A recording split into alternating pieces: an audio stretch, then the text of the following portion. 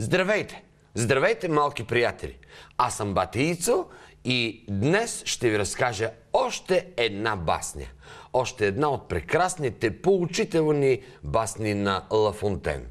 Тя се разказва за едно състезание между един заек и една костенурка. Победителят вече е ясен, нали? Все пак, гледайте. Веднъж костенурката предложила на заека: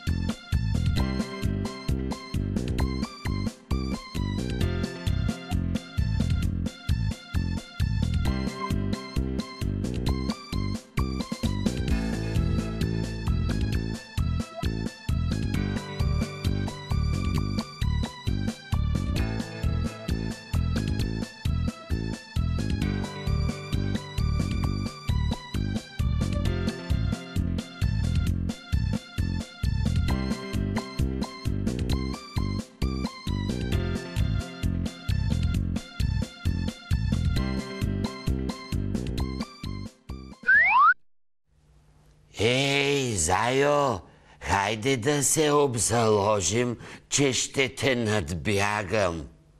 Какво? Ти ли ще ме надбягаш? Да, аз. Ще се обзаложим ли? Ей, сигурно си полудяла. Най-бавното животно да си мисли, че може да надбяга най-бързото. Наред съм си с ума, Зайо, и съм готова веднага за състезанието. Стига ти да не се страхуваш, че ще го изгубиш. И аз стига глупости. Приемам.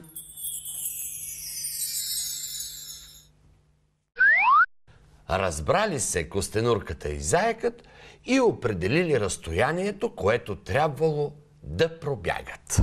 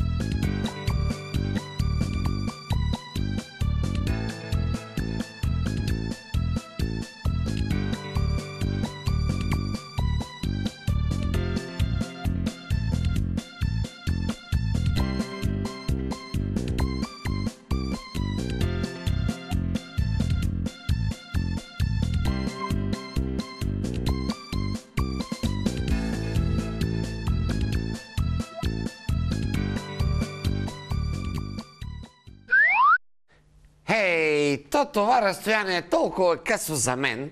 Аз, понеже съм свикнал да бягам много бързо, когато по петите ми са ловджийски кучета. И сега няма защо да бързам, за да победя. Я по-добре да легна тука и да си подремна, имам предостатъчно време. Ще дам на костенурката голяма преднина. След това няма да е проблем да победя. Заекът си лежал и едва когато видял, че костенурката наближава финала, скокнал и се спуснал в лудешки бяг натам. Но тръгнал твърде късно и костенурката излязла победителка.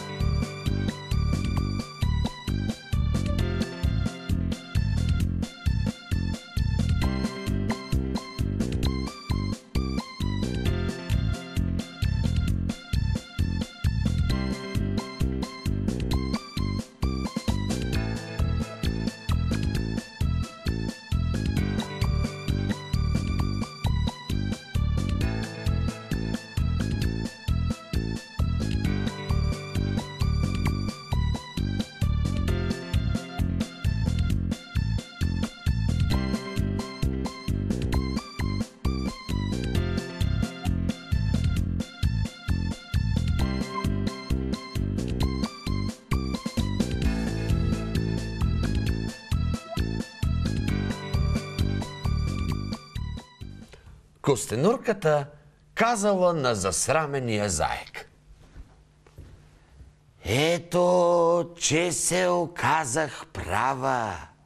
За да победиш в някое състезание, не е достатъчно само да си бърз. Необходимо е и да тръгнеш на време.